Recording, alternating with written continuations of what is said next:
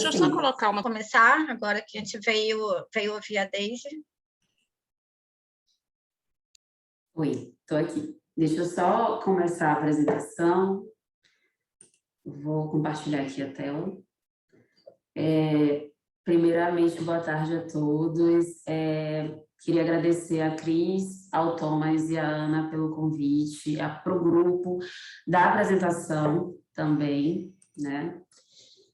Como a Cris já falou, eu sou museóloga do IBRAM, do Museu da Abolição. Antes eu trabalhei na Casa dos Ottoni, antes do Museu da Abolição. Deixa eu só ver se eu consigo, só um minutinho, gente. Só mudar aqui a tela para botar já na apresentação. Eu estou no IBRAM desde 2010, então eu comecei trabalhando no Museu Casa dos Ottoni, no Cerro, em Minas Gerais. Vou começar a apresentação aqui, somente. Como eu já falei, técnica em assuntos culturais do Museu da Abolição, antes na Casa dos Ottoni. Minha formação acadêmica, eu sou formada em graduada em Museologia. Eu fiz uma pós-graduação em Arte e Patrimônio Cultural, mestrado em Estudos Étnicos Africanos da UFBA, e agora eu estou cursando doutorado em Antropologia. E, assim, minha pesquisa com roupas, ela começa na graduação, quando eu estou fazendo um trabalho de conclusão de curso. A professora Josiânia, ela me instigou, que é a professora do curso de Museologia, a pesquisar as roupas das negras de ganho, que são as roupas da Irmandade da Boa Morte. Então, meu trabalho com roupa, com moda e com museus, ele começa na graduação, e aí eu levo isso para pós, para o mestrado, e sigo nessa pesquisa no doutorado. Eu sou iniciada no Candomblé desde 2013, eu sou Iaquequerê do terreiro Ileaxé, o Jitiolo do Maia, Casa do Mensageiro. Nós somos um museu um candomblé de nação Queto, que fica localizado em Barra de Pojuca, que é uma região aqui da linha verde, município de Camaçari, né? A nossa raiz, ela está ligada ao pai Procópio de Ogunjá, que foi um grande babalorixá aqui. Ele é nosso bisavô de santo. Ele foi perseguido pela polícia para tocar candomblé. Então, nós temos hoje um trabalho dentro da roça, do terreiro, um trabalho de resgate dessa história, né? Nós temos um museu que acabou de ser inaugurado em novembro do ano passado, o Museu Pai Procópio do Ogunjá, Museu Afro-Brasileiro Pai Procópio do Ogunjá. Então, a minha pesquisa, ela acaba atingindo todos os campos da minha vida, inclusive o campo religioso, né? Então, esse ambiente de roupas e museus, ele é muito comum para mim, né? E sobre o que nós vamos falar um pouco aqui hoje, né? Eu vou trazer um breve histórico, concepção do que é essa religião afro-brasileira, especificamente o candomblé, porque eu não sei o quanto vocês conhecem disso, e aí podem fazer perguntas que eu posso responder, formular perguntas que eu posso responder ao final da minha apresentação. Falar um pouco sobre a origem dessas roupas de candomblé, que também são conhecidas como roupas de axé ou axóis. Axóis é o nome iorubá para roupas, né? Vou falar um pouco da minha pesquisa de mestrado e sobre o que eu observei no final da minha pesquisa de mestrado que me levou à pesquisa de doutorado, que foi justamente esse florescimento de costureiras e marcas relacionadas a confecções e roupas de axé. E agora eu estou pesquisando no doutorado moda afro em Salvador. Eu abri um pouco mais o campo, mas saindo da questão das roupas e indumentárias de candomblé, e saindo também dos museus, porque minha pesquisa de mestrado foi dentro de um museu, né? Então, o que é que eu posso falar sobre o candomblé? Né? É uma religião que ela é brasileira, ela é afro-brasileira, mas não existe candomblé na África, né? Existe culto ao orixá, que tem chegado muito aqui ao Brasil também, através dos africanos, né? Nigerianos, do povo do Benin, tem chegado muito esse culto ao orixá, aqui no Brasil, mas o candomblé ele é uma religião brasileira, né, que tem a sua herança cultural, a sua raiz filosófica, né? Eu costumo falar que nossa forma de pensar a vida, a morte, o nosso crescimento, ela é diferente porque ela não é uma forma ocidental de pensamento, né? Foi trazida pelos africanos escravizados e aqui ela foi reformulada, porque o que acontecia lá? Existiam cultos em regiões diferentes, por exemplo, em Oxobô é a cidade onde se cultua Oxum, em Oió é a cidade onde se cultua Xangô. Então, aqui, tudo isso foi unificado também devido a esse fluxo de escravos, de escravizados que a gente teve, esse contato entre eles. Então, isso gerou uma condensação do que seriam esses cultos isolados a divindades isoladas. Essas divindades, elas são ligadas à natureza. Então, cada divindade ela está relacionada a uma força da natureza.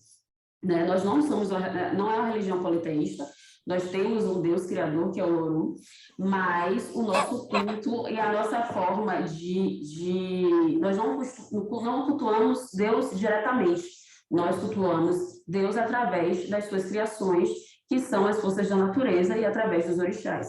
Né? Então, uma coisa muito importante no candomblé, nada se inventa ou se cria, só se aprende e se aprimora. É uma coisa que meu pai de santo sempre fala, ele não inventou nada, ele não é detentor de nada. Então, tudo que a gente faz dentro de uma casa de candomblé, um dia alguém ensinou para a gente e a gente vai repassar para a pessoa que está chegando. Então, nada é inventado, nada é criado, tudo já estava estabelecido antes da gente chegar aqui.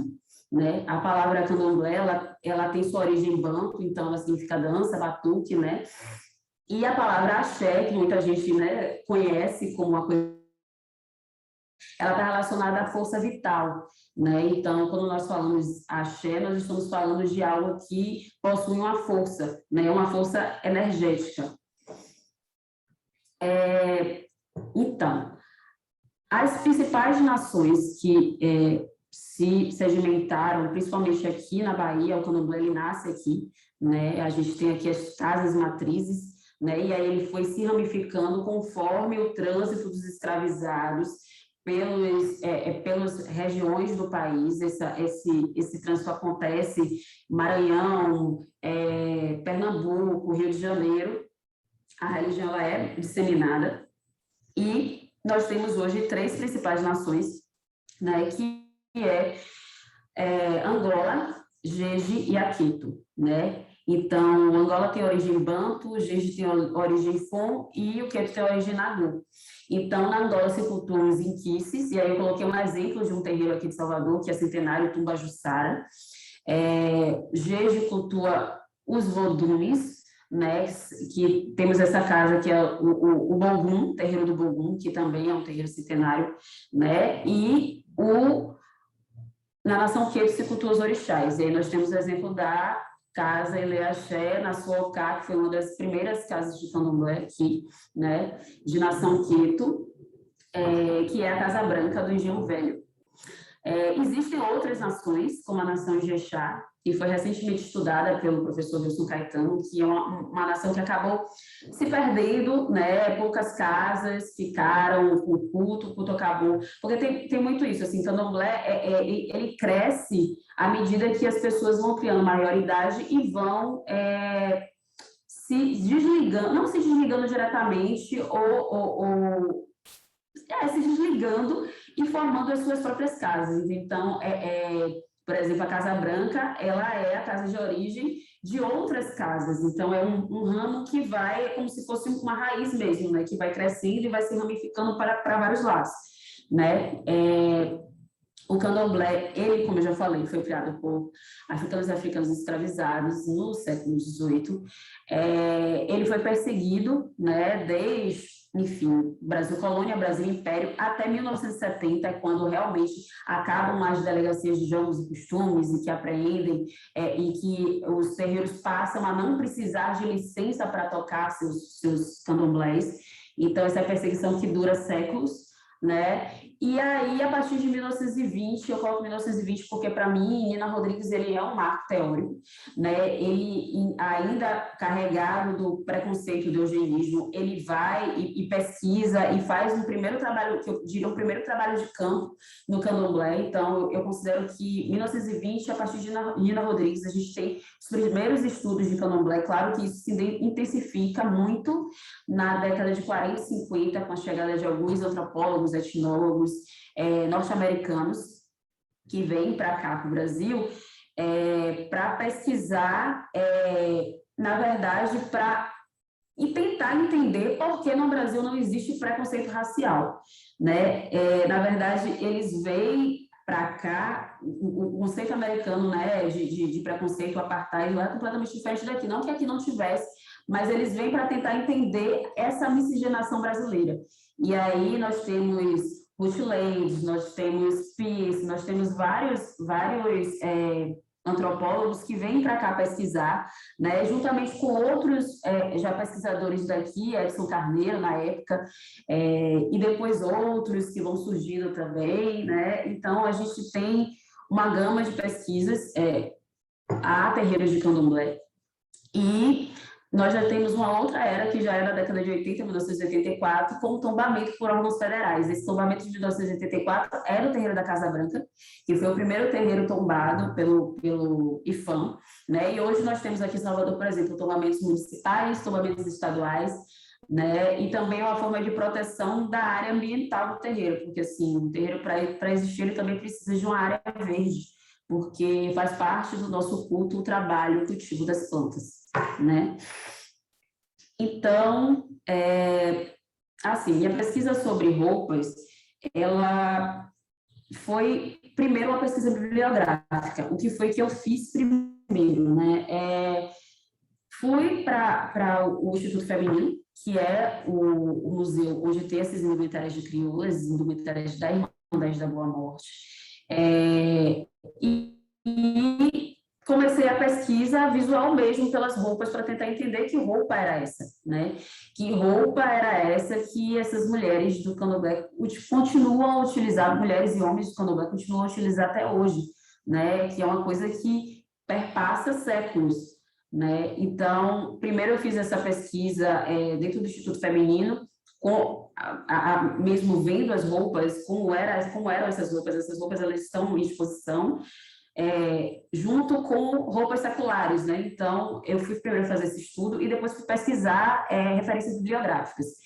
Então, na pesquisa de referências bibliográficas, eu não encontrei diretamente referências sobre esses modos de vestir.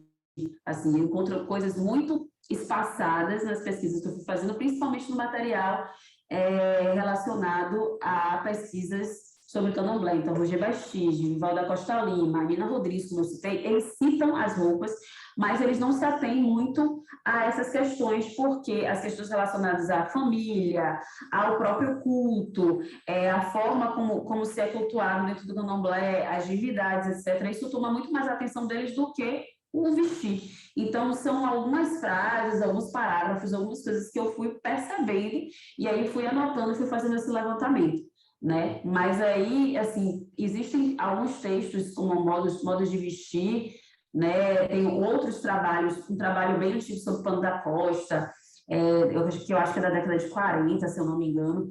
Então, foram alguns trabalhos que eu consegui.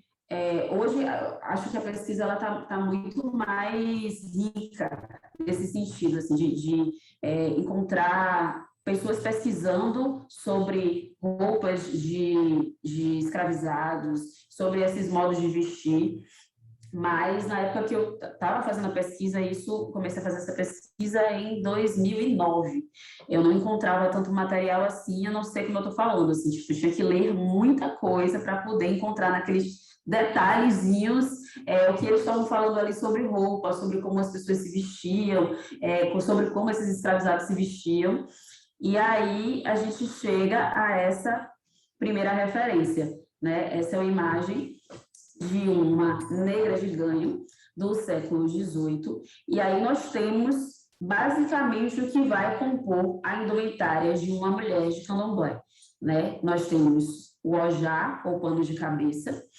Nós temos o camisu, ou camisa de crioula. Hoje, dentro da religião, a gente chama de camisu, a gente não chama de camisa de crioula.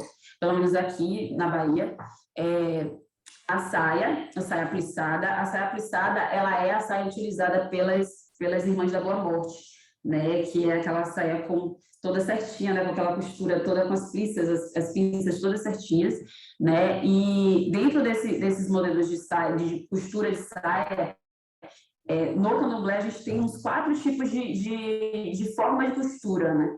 Então, tudo isso eu coloco na dissertação, porque eu fiz entrevista com as costureiras, depois eu vou falar um pouco mais sobre isso, para entender como é construída essa roupa, como essa roupa é confeccionada. E o pano da costa. Então, assim, cada parte dessa roupa, ela tem uma origem, né? O ojá, ele tem uma origem islâmica, morisca, né? A camisa de crioula, origem portuguesa, a saia também de origem portuguesa, e o pano da costa, ele é, em sua essência, africano, né? Então, ele era até objeto de exportação da costa da África para cá, junto com outros elementos, especiarias, etc. Então, assim, a roupa de candomblé, a roupa utilizada pelas mulheres, ela tem a origem africana, mas ela também tem a influência portuguesa. Então, o que compõe hoje a roupa das mulheres de candomblé, ela é um híbrido, né,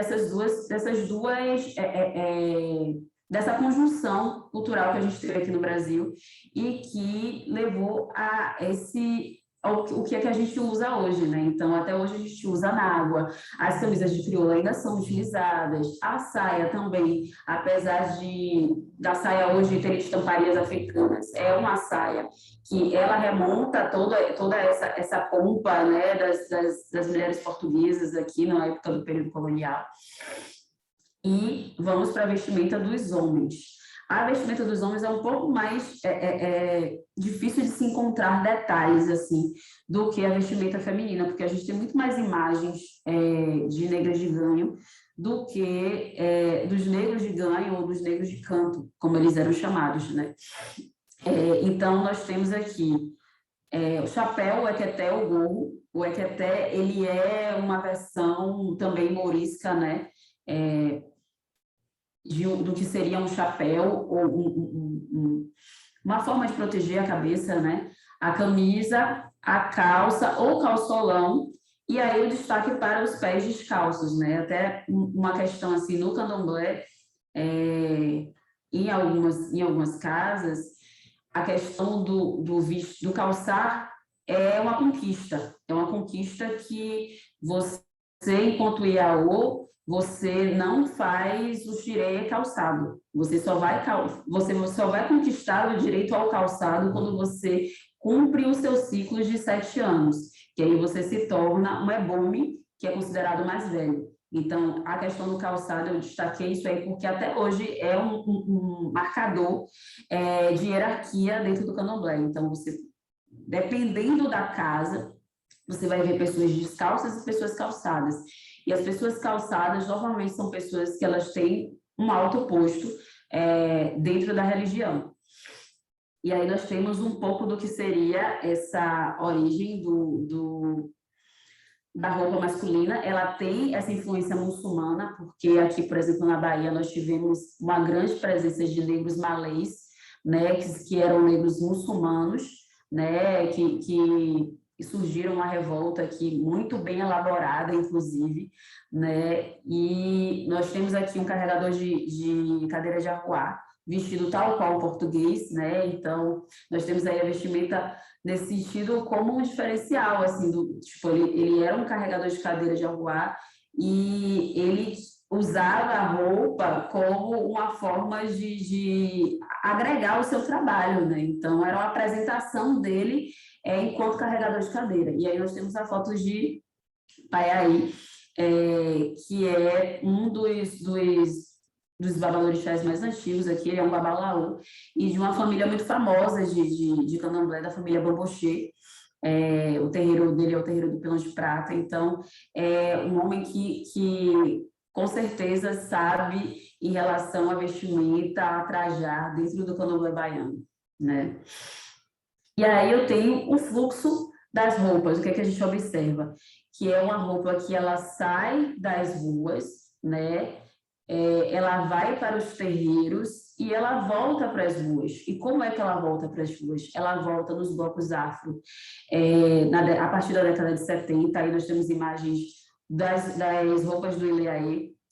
Os blocos afros daqui de Salvador, eles são blocos que estão, assim como os afoxés de Recife, estão ligados a terreiros de candomblé. Então, nós temos o Ileaê, nós temos o Bancoma, nós temos Filhos de Gandhi, que é um afoxé, na verdade, não é um bloco afro, mas tanto os afoxés quanto os blocos afros, eles estão... o cortejo afro também está ligado ao terreiro de candomblé, então, essa influência dos terreiros de candomblé no carnaval, né, e na vestimenta dos blocos relacionados a questões de negritude, né? A roupa ela volta para as ruas, mas perpassando pelo candomblé e ressignificada, embelezada. Então, hoje a gente encontra pessoas vestidas de candomblé nas ruas assim daqui de Salvador. É uma coisa que sempre existiu, na verdade, mas hoje você vê com uma naturalidade muito maior, né? Eu, pelo menos, vejo com uma naturalidade muito maior, enquanto pertencente da religião, né? Mesmo assim, a gente ainda é alvo de racismo religioso, né, nessa cidade, mas a gente encontra formas de vestir nas ruas dessas pessoas de candomblé, porque, por exemplo, a gente passa por um período em que a gente, depois de iniciado, tem o que a gente chama de preceito, ou seja, a gente tem uma série de impeditivos e regras a serem seguidas durante um determinado período de tempo. Então, nesse período, por exemplo, a gente usa branco todos os dias. Então, a gente sabe que aquela pessoa é de candomblé porque a gente vê ela com certos signos, como as contas, e de branco, então a gente sabe que essa pessoa ela é de candomblé. Ou na sexta-feira, o que é uma coisa comum aqui em Salvador, as pessoas de candomblé usarem branco, né, em referência ao Oxalá, que é o grande pai que veste branco. Então, a minha dissertação, o intuito no início era pesquisar nos terreiros de candomblé. E aí eu fui fazer o mestrado no pós-afro, que é um mestrado, na verdade, programa de pós-graduação, mestrado e doutorado, que ele é multidisciplinar. E o meu orientador foi o Marcelo Cunha, que é museólogo e que era, na época, coordenador, eu acho que agora voltou a ser coordenador, do Museu Afro Brasileiro da Universidade Federal da Bahia. Ele é um museu universitário, é um museu que foi criado, que foi inaugurado na década de 80, mas a concepção dele é mais antiga. Ele está relacionado ao CEAL, que é o Centro de Estudos Afro-Orientais da UFBA. Então, é um museu que tem um acervo gigantesco relacionado a essa cultura afro-brasileira, né, africana e afro-brasileira. E Marcelo me colocou o desafio de estudar as indumentárias do acervo do museu. E quais indumentárias eram essas?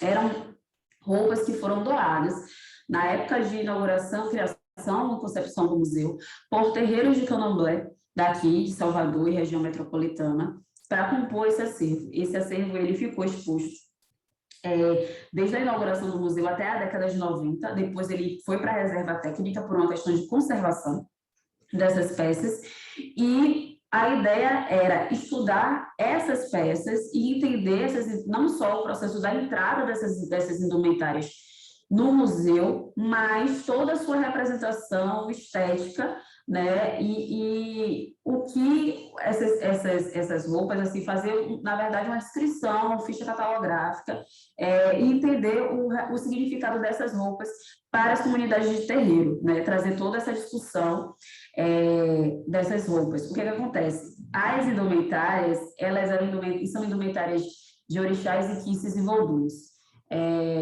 Dentro dessa coleção, que são 16 peças, se eu não me engano, só existem 2 indumentárias que são pertencentes aí a orixás, que uma é de uma menininha e outra é de Mãe Mirim de Portão. Todas as outras roupas, elas são indumentárias de orixás. E aí existe uma grande diferença entre a roupa que nós vestimos e as roupas que as divindades vestem. Porque são coisas diferentes, com intuitos diferentes.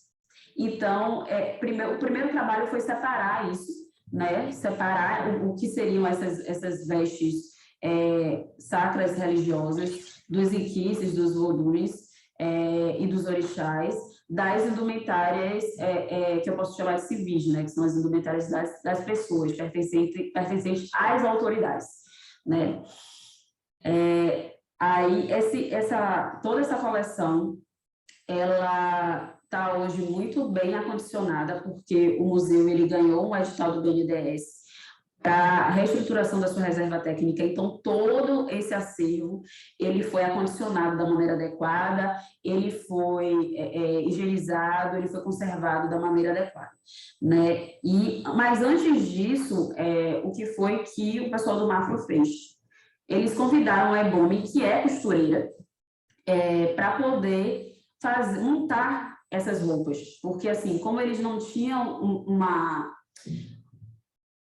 ciência, na verdade, não acho que não tinha ninguém na equipe que fosse de Candomblé que se sentisse à vontade para poder fazer isso. Eles chamaram essa costureira, a Gilcélia, Ebome Gilcélia, para poder montar essas roupas, para eles poderem entender que parte era do quê, porque assim, são várias partes de roupas que compõem a indumentária. Então, o trabalho da Ebome Gilcélia foi justamente colocar essas roupas, montar essas roupas para que a equipe do museu fotografasse e documentasse da maneira correta, ou seja, tipo, colocasse num conglomerado todas as roupas juntas, com a mesma numeração, partes de uma mesma numeração, todo aquele trabalho museológico que a gente conhece, né, de colocar, de fazer a documentação partida, mas sendo que tudo isso fosse de uma única roupa, para que nada se perdesse, né?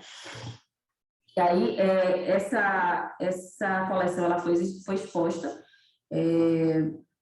recentemente, tanto no Museu Costa Pinto quanto no Mafro, né? Ela voltou à exposição. Antes da pandemia, ela estava em exposição, né? Essa daí é uma peça que, assim, ela é muito diferente, porque todo esse trabalho de bordado foi feito na palha, né? Com búzios, etc. Aqui estão as peças que são essas de Mãe Menininha, que é uma roupa que foi utilizada por ela, acho que nos 50 anos dela, de santo, essa saia toda dourada, né, em fios dourados, a roupa de Mãe Mirim de Portão, e aqui começou, na verdade, assim, o que seria o meu trabalho, né? Essa aqui é a peça já montada, né? Como eles fizeram, tipo, chamaram a Ebome, que é costureira, para poder montar a peça. Olha, essa banda vai assim, esse laço vai assim. E aí, a partir dessas fotos, foi que eu fui começar a fazer as análises dessas peças. E aí, o que foi que eu fiz? Dentro das indumentárias dos orixás, o que eu busquei foram similaridades com as indumentárias do culto ao orixá em África. Então, nós temos aí uma imagem da indumentária do orixá Oxóssi. Essa indumentária foi doada por uma Estela de Oxóssi. E nós temos na outra foto, uma foto de Verger do culto a Agué, né? É um vodum, e ele tem, dentro do panteão Fon, uma similaridade, proximidade com Oxóssi, que é do panteão Yorubá Keto. Então, eu fui fazendo essas ligações, né, entre o modo de vestir dos orixás aqui no Brasil, né, orixás, inquices e voduns, sempre lembrando que eu trabalhei com as 3 nações, e o modo de vestir do culto ao orixá em África. Então, nós temos aí, por exemplo, a forma de amarrar o tecido, né, que é um pano da costa que se amarra, né, de ponta, não sei se vocês estão me vendo, mas eu estou aqui fazendo a forma de amarrar, assim, tipo, a forma de amarrar atravessado, daqui, ou o que a gente chama de banda, e atravessar a outra, os laços, a forma da saia, que, claro, em África não é saia, né? Apenas o pano, né, colocado e amarrado, a gente encontra essas similaridades, assim. Aqui, uma outra, que é a gravata de Xangô, que é uma permanência, na verdade, tipo, quando a gente tem... quando o culto a Xangô vem para cá, né, Xangô ele ganha aspectos de rei. E quando a gente pensa em rei, a gente pensa em coroa, a gente pensa em coisas muito suntuosas. Porém, a gravata, que são essas deixa eu ver se consigo botar aqui essa aí. Essas partes de tecido aqui na vertical, elas permanecem. Aqui, isso aqui é uma imagem do culto a Xangô em Oió, na Nigéria. Então, isso aqui, né, que são as gravatas, que são chamadas de gravatas aqui, permanecem, né? Então, a gente vê essas permanências do culto ao orixá e do culto ao orixá em África e do candomblé aqui no Brasil, né? Apesar de algumas coisas terem sido inseridas e adaptadas, né, muita coisa permanece nas roupas também, porque a gente pensa aí o culto, ele sobreviveu porque os africanos escravizados não trouxeram nada de lá para cá, né?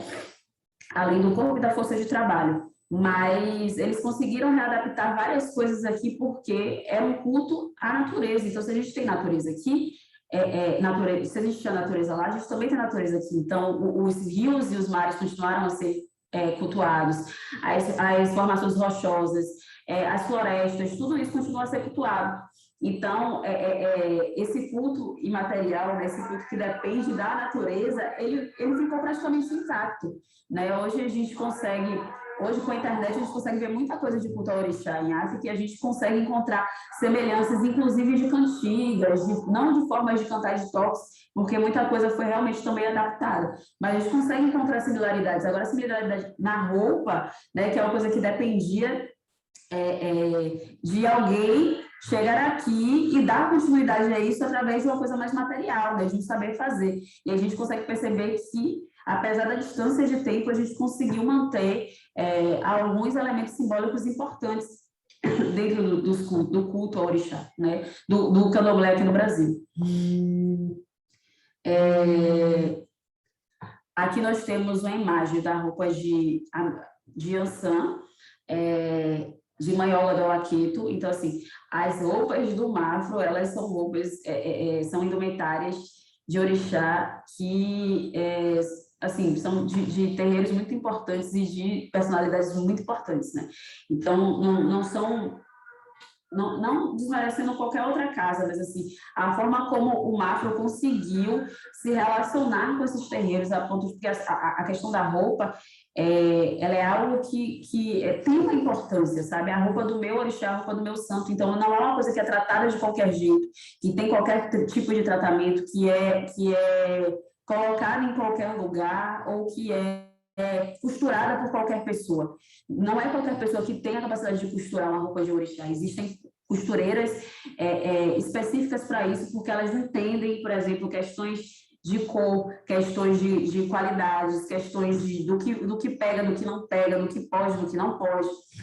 Então, são peças raras, né? E peças mais raras ainda, porque pertenceram a Ialorixás, Babalorixás e pessoas de Candomblé que têm uma importância gigantesca dentro do histórico do próprio Candomblé baiano, né? Todo mundo conhece Mãe Estela de Oxóssi, todo mundo conhece Olga do Alaqueto, as pessoas que entendem e estudam minimamente o Candomblé baiano sabem quem são essas pessoas e a importância que elas têm dentro dessa história dessa religião afro-brasileira.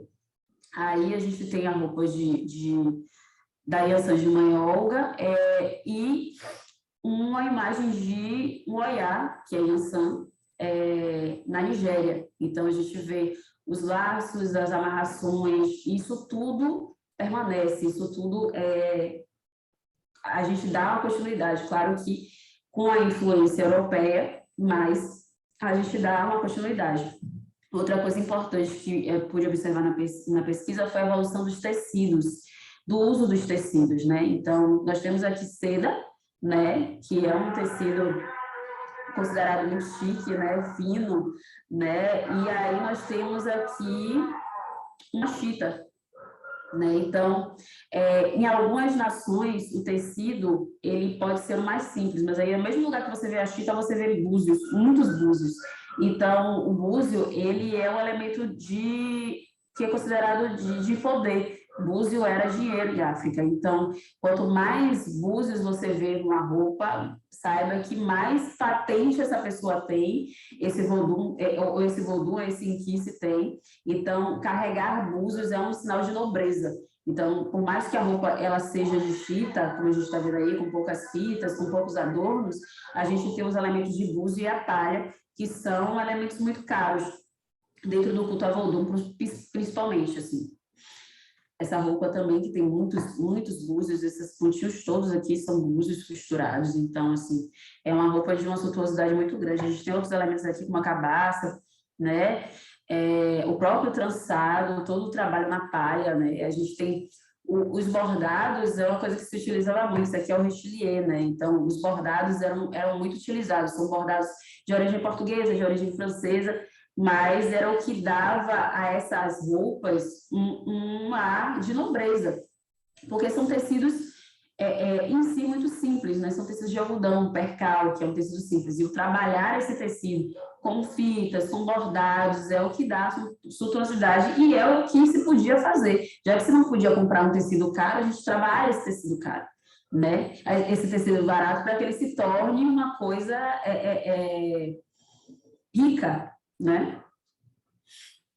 Então, outra coisa que eu precisei fazer nessa minha pesquisa foi um glossário, porque além de sentir falta de referências, minhas referências foram as costureiras, né? Além de sentir falta dessas referências, a dificuldade era escrever um texto em que as pessoas não soubessem o que eu estava falando. Então, o tempo todo eu sentia essa necessidade, tipo, às vezes eu escrevia coisas e que eu sabia que quem não entende de costura e não fosse de candomblé não ia conseguir fazer a leitura. Então, no final do meu trabalho, da dissertação, tem um glossário, né, glossário de peças da indumentária afro-religiosa. É um glossário que ele está ilustrado. Essa é uma das imagens do glossário. Quem fez essas imagens foi o Leonardo Barbosa, que é ogã e ilustrador. Então, a ideia do glossário era trazer essas informações técnicas da costura de santo, né? De formas de se amarrar um ojá, o tamanho que tem um ojá, né? A forma de se usar o pano da costa, a forma de se colocar, por exemplo, existe uma forma de se colocar o pano da costa no determinado orixá que você trança o pano, né? Então, tudo isso eu fiz questão de colocar no glossário porque eu senti falta dessas referências na pesquisa que eu fui fazer, entendeu? Então, assim, foi, na verdade, a tentativa de sanar a minha própria necessidade e ajudar a sanar a necessidade de outras pessoas que viessem a pesquisar futuramente sobre roupas de candomblé, né?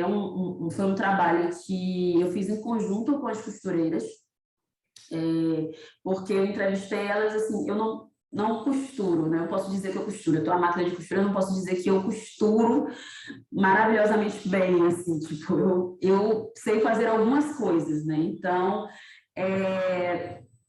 a necessidade de aprender e de entender essa roupa, assim, porque é uma roupa que até ontem, né? E aí eu falo um pouco sobre isso mais para frente, ela era feita apenas sob encomenda, com medidas certinhas, né? A pessoa vinha, media seu braço, media aqui, né? Media seu busto. Então, é uma roupa que era feita sob encomenda, né? Então, a forma de costurar, existem detalhes muito importantes, assim, por exemplo, na camisa de crioula, tem um detalhe na parte da axila, que se você não faz esse detalhe, a roupa não funciona, porque é uma roupa para você usar no dia a dia, é uma roupa prática, né? Uma roupa de uso diário, uma roupa que a gente usa para dançar, a gente usa para trabalhar, a gente usa para tudo o camisu. Então, se ele não tem esse pequeno detalhe, que é um balão, né, colocado debaixo da axila, ela não vai funcionar, porque ela não vai ter mobilidade. Então, todos esses detalhes eu fiz questão de colocar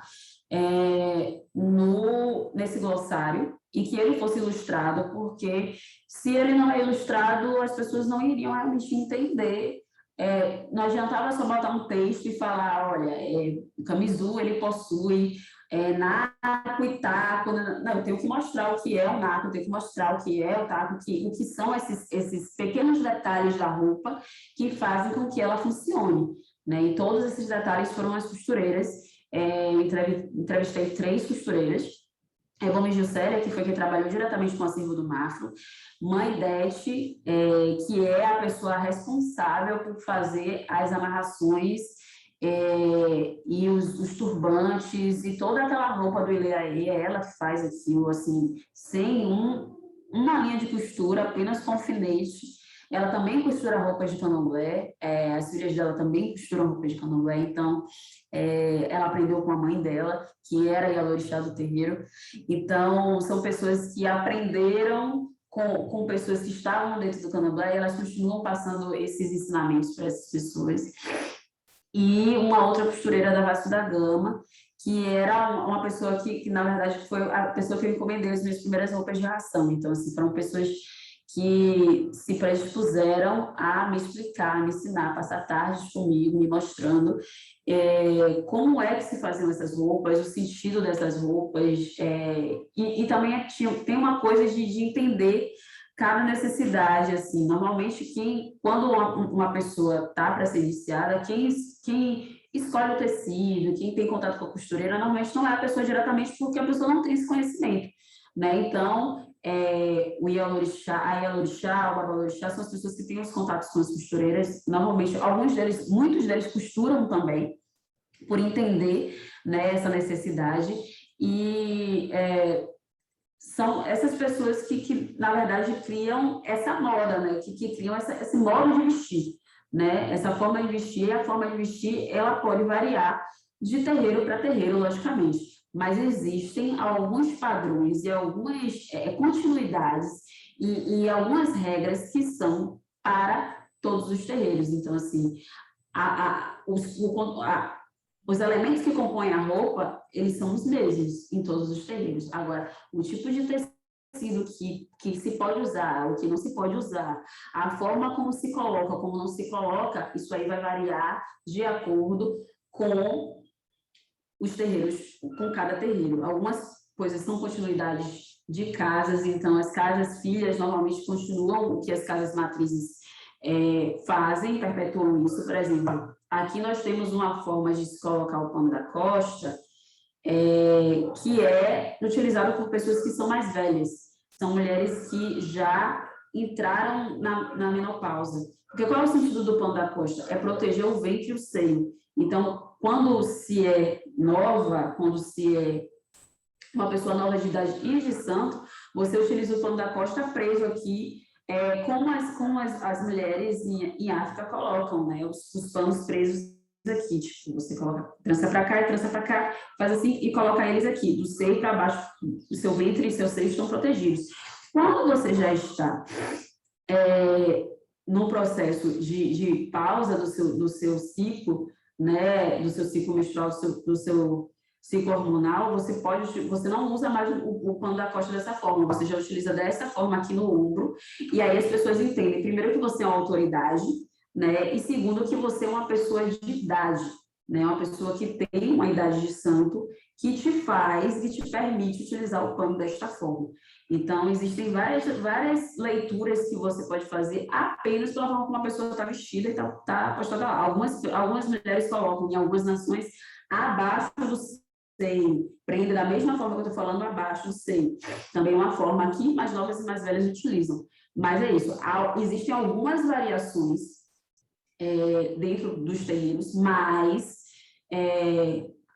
não existem invenções. Assim, não são criações, são coisas que a gente vai ver, né, de algumas maneiras diferentes, com alguns simbolismos diferentes, mas invenções não existem. Outra coisa, o ojá. Tem gente que utiliza, que a gente chama de orelhas, que são as pontas dos ojás elevadas para cima, que são engomadas, né? Quando tem duas orelhas, são pessoas que utilizam duas orelhas, são pessoas de orixás femininos. Se utiliza uma orelha só, orixás masculinos. Então, isso é uma regra que a gente consegue fazer uma leitura, imaginar, ó, aquela pessoa, ela é de Santo Iabá, que a gente chama, né, que é de orixá Odum Inquis feminino. Se só tem a orelha, a gente sabe que é o orixá Odum Inquis masculino. Então, são coisas que a gente consegue, batendo o olho, a gente consegue fazer uma leitura, né, e são regrinhas, né, modos de vestir e regras de vestir que a gente consegue observar e que se perpetuam dentro dos terreiros. Então,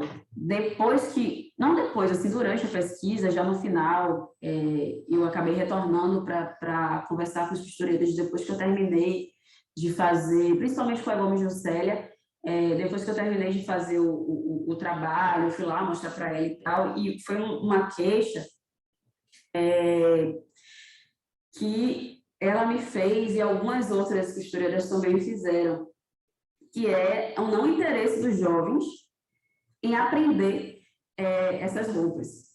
Ela falava sempre isso, que o jovem não tinha paciência de aprender e que não queria aprender a costurar, que estava preocupado com outras coisas e etc.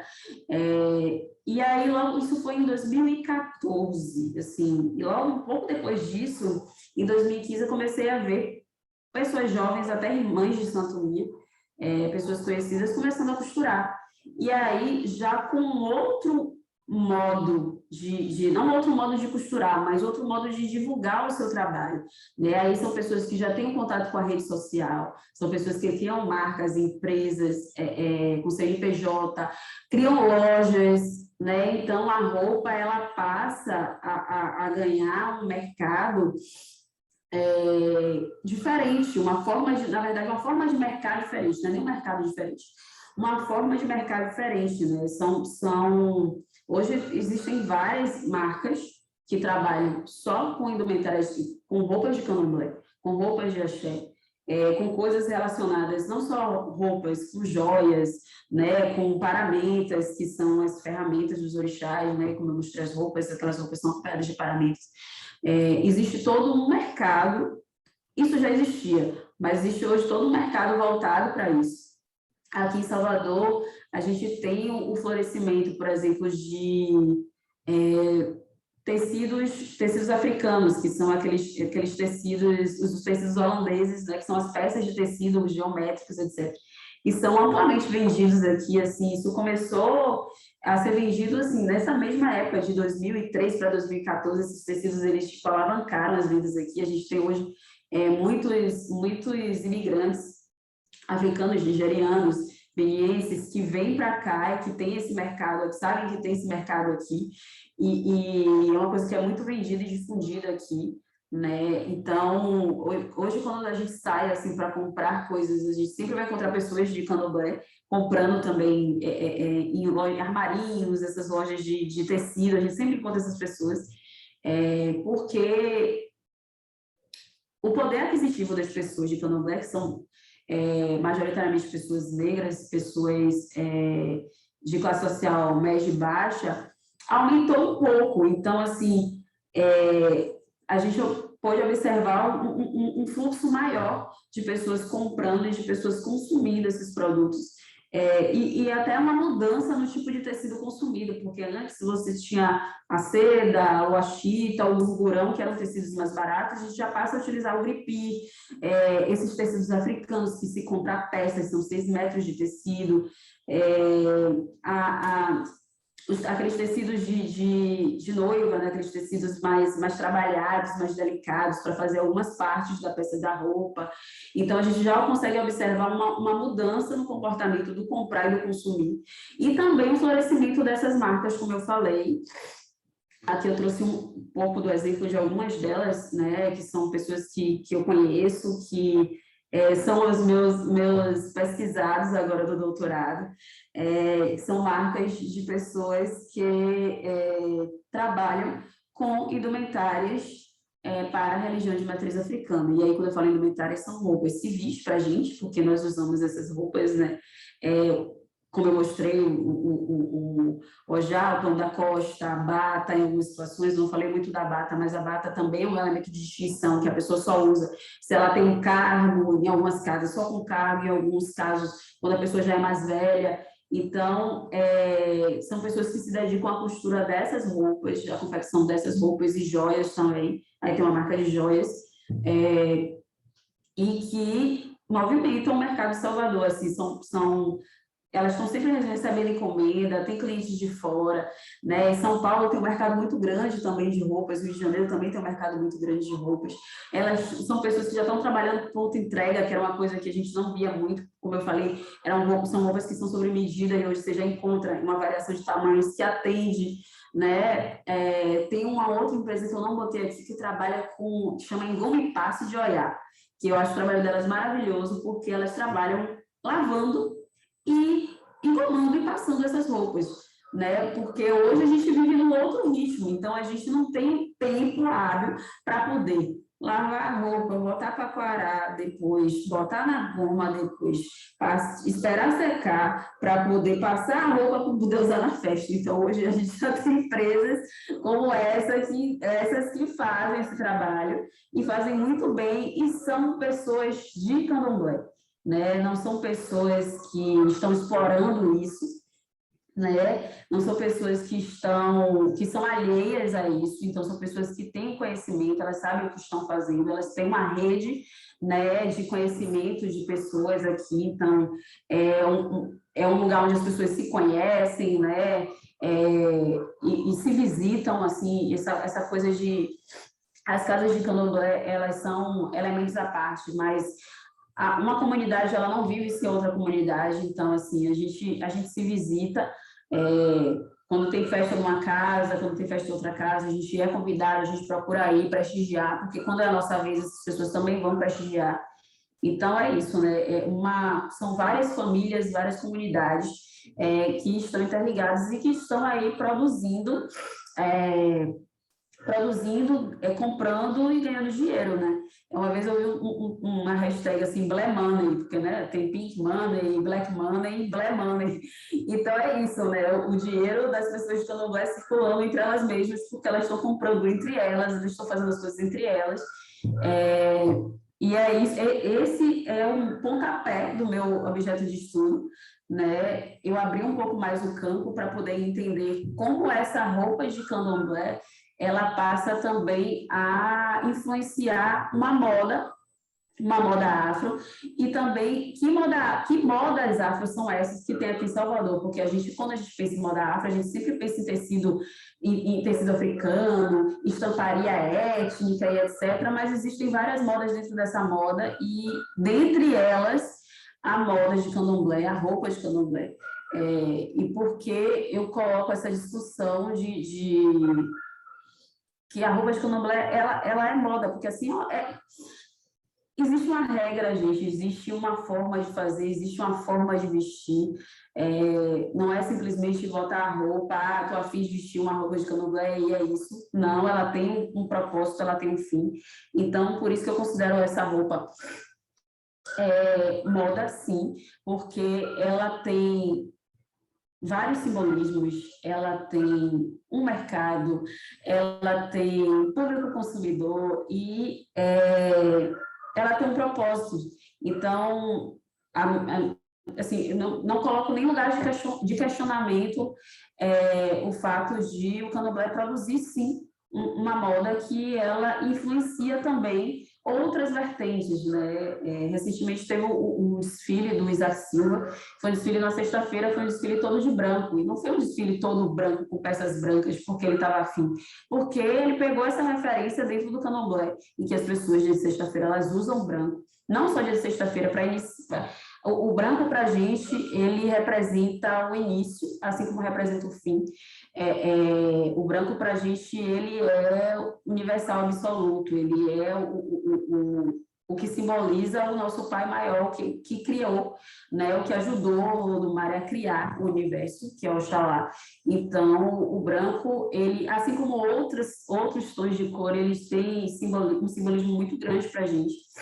Então, eu tenho certeza que Isaac fez uma pesquisa muito grande, conheço uma pessoa que trabalha com ele, então ele fez uma pesquisa muito grande com mães de santo, então nada do que foi colocado ali não teve essa pesquisa, não buscou e não bebeu dessa fonte que é o candomblé. Então, assim, as roupas, elas vieram das ruas do século XVIII e XIX, dos escravizados, elas vão para os terreiros de candomblé, elas criam uma estrutura, assim, sabe, gigante, porque se a gente for pensar, quando a gente vê de primeira, a gente, é bonito, mas tudo aquilo ali tem um símbolozinho, tem uma formazinha de ser, de se colocar, de se representar, de vestir, e aí elas voltam para as ruas e voltam também em formas de afirmação política, porque a partir do momento que eu coloco meu branco na sexta-feira, ou que eu estou de preceito e eu estou de branco, tipo assim, eu estou colocando ali que eu sou uma pessoa eu sou uma pessoa preta, eu sou uma mulher de candomblé, e eu estou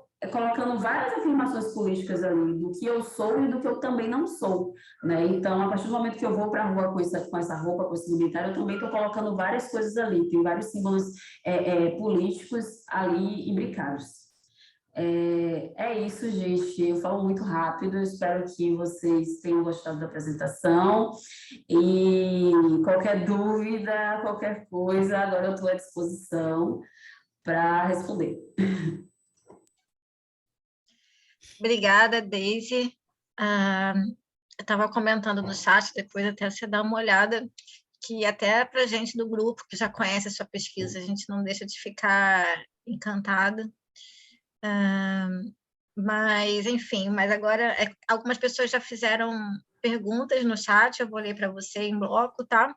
Antes de passar para as perguntas, quem quiser também pode postar no chat ainda, ou então levantar a mão e a gente cria uma ordem, pode falar diretamente com a Deise também, não tem problema não, só levantar a mão para sinalizar.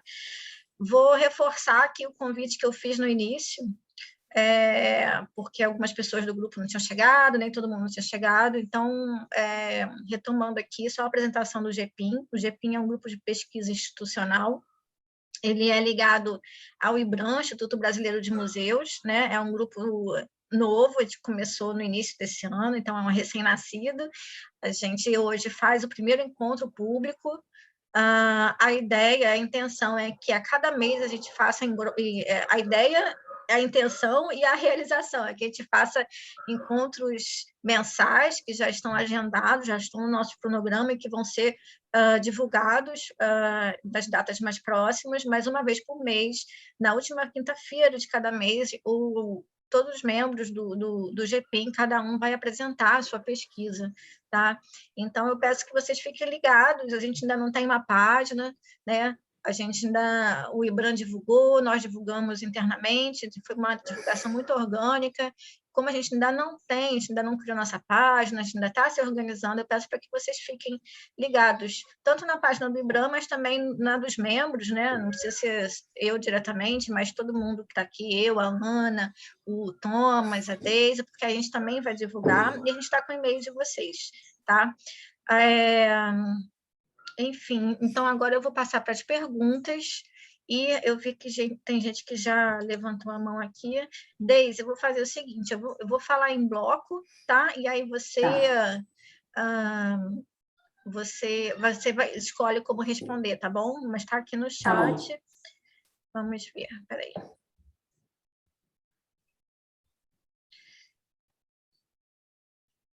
E pediram também, por favor, o link da sua dissertação, se você puder postar aqui, porque eu não queria sair, tá? Tá, deixa eu só sair da apresentação aqui. Eu botei o link da minha dissertação está no meu Instagram, mas eu vou botar aqui no chat, porque eu não consegui ainda, gente, de 2014 para cá, botar no repositório da UFBA, porque assim, depois que eu Não, é porque me pediram e eu lembrei disso, que eu também, que não estava disponível, eu ia ter que pedir para você, por isso que eu não coloquei antes, mas de qualquer forma, tá? Sim.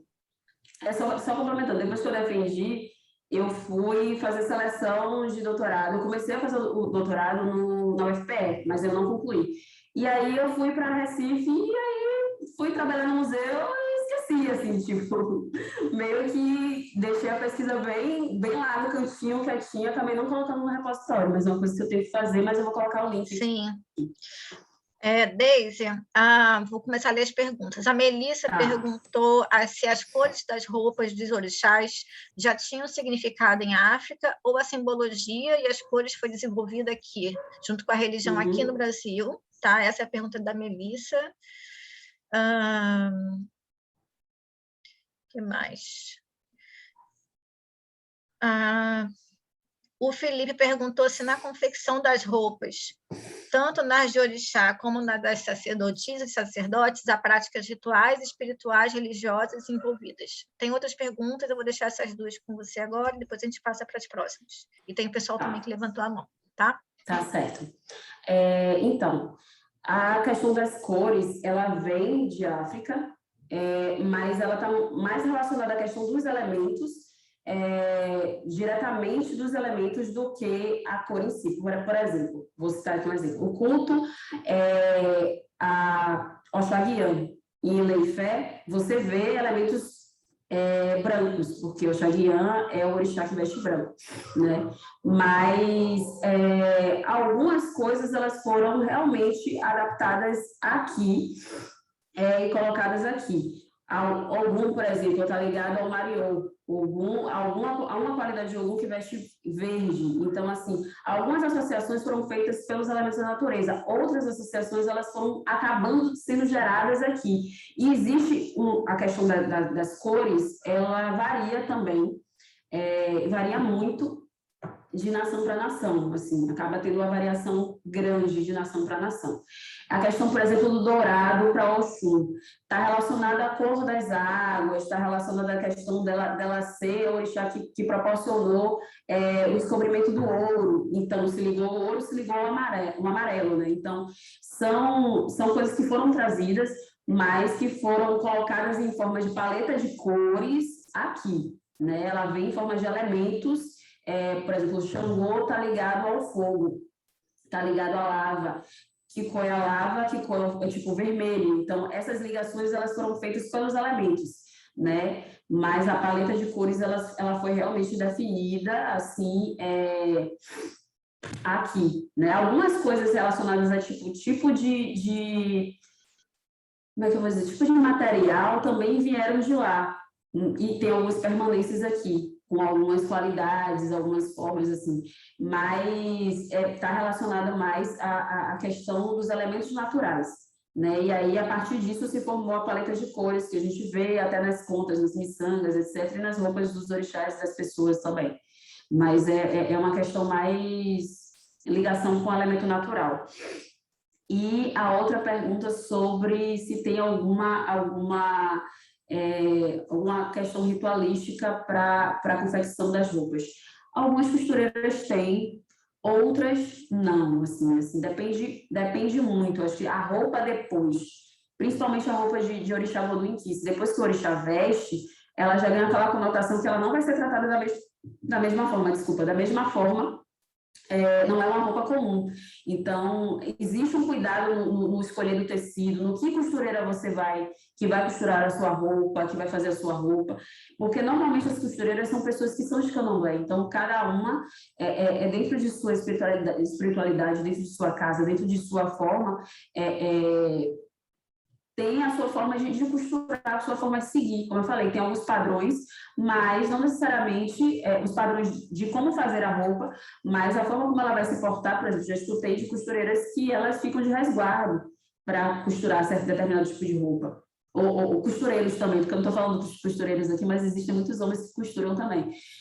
Já ouvi isso. Mas tem gente que não, tem gente que costura como costura qualquer roupa, mas é uma pessoa de candomblé que está costurando uma roupa de candomblé. Então, ela sabe que aquilo ali tem um cuidado, tem um apreço, tem né, um carinho ela não está costurando, ela está costurando para o orixá, para o orquiça, para o voodoo, né? Ela não está costurando para nem em larga escala, para uma loja determinada de departamento. Então, existe essa diferença, né?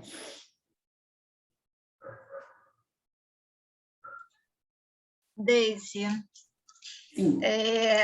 antes da gente passar para o pessoal que levantou a mão, a Priscila, a Larissa perguntou se na sua experiência de campo você entrevistou somente ou você também acompanhou a confecção de algumas peças junto às costureiras, já que você falou que foram suas principais interlocutoras, ou só participaram costureiras ou costureiros também? E aí a Priscila também perguntou quanto tempo durou sua pesquisa. Certo. Eu acompanhei elas costurando, sim. Eu até gravei, assim, tem algumas coisas bem material bruto, e é uma coisa que eu quero fazer para o doutorado, que é filmar o cotidiano das pessoas trabalhando, assim. Eu acho que é importante essa coisa da produção, do modo de produzir dessas pessoas, tanto de roupas de candomblé quanto de moda afro. Porque, enfim, uma outra forma, assim, de se fazer. A Juscelia, a Gomes Juscelia, ela faz um tipo de bordado que chama barafunda, que é um bordado que é extremamente matemático, que é você desfiar o tecido para depois você ir fazendo os pontos que são, assim, é uma coisa muito linda, muito rica, assim, com muito detalhe, e é uma conta matemática. Então, teve um dia que eu fui entrevistar ela, que ela estava costurando, ela estava fazendo um trabalho de barafunda. E aí ela foi me mostrando outros trabalhos que ela tinha feito, etc. e tal. Mas eu acompanhei, sim, essas pessoas costurando. Não entrevistei costureiros por uma questão de tempo. Como foi uma pesquisa de mestrado, eu passei um ano tendo aula e um ano para fazer a pesquisa e escrita da dissertação. Então, eu tive de campo uns 6 meses no máximo de campo. Então, assim, não foi muito tempo. Era uma coisa que era espaçada, né? Porque tinha pesquisa no museu e tinha pesquisa com as costureiras. Mas eu acompanhei, sim, um processo de costura, principalmente de Gomes Juscelia. Daisy, a Carolina vai precisar sair, eu não sei se ela está aqui ainda, eu vou passar a pergunta dela para ver se ela ainda consegue pegar a resposta. Ela falou no chat que a roupa engomada do candomblé, a origem é africana ou já é uma influência portuguesa? Pergunta interessante. Portuguesa, com certeza. Portuguesa. A roupa, assim, o tecido africano, esse tecido, né, que está bem disseminado aqui, que é o tecido que nem é fabricado em África, né, é um tecido que tem, né, a geometria africana, né, as estampas, mas ele é fabricado na Holanda, assim, foi uma empresa holandesa que comprou, na verdade, a forma de fazer o tecido, que é o batik indiano que eles aplicaram nessa forma de fazer tecido em África. Ele vem com não é uma goma, é a cera do tecido. Aquilo ali não é uma goma, né? Mas, como eu falei, o tecido ele nem é feito em África. Então, assim, a influência, ela é portuguesa, com certeza, da goma. Não, comentando, vocês falando isso, eu lembrei. Eu comprei uma vez um tecido desses, que foi num evento, numa feira, e eu tive que lavar várias vezes para poder sair, tanto a goma, que essa cera, e a tinta também, né? Porque quem costura sabe também que tem que dar uma lavada no tecido antes, porque sempre solta a tinta e você para não tomar aquele susto. Mas desses especificamente saiu muito, eu tive que lavar umas 3 vezes, sabe? Aí você está falando isso, eu lembrei. Sim, ainda tem essas coisas, assim, tem tecidos e tem, por exemplo, tem muita gente costurando agora com entremeio. E aí, esse entremeio, para ele ficar certo, milimetricamente certo, você tem que lavar e engomar antes de costurar, porque senão vai dar errado. Certo. A Neili, que levantou a mão aí também há um tempão. Neili, você quer fazer sua pergunta diretamente para a Daisy?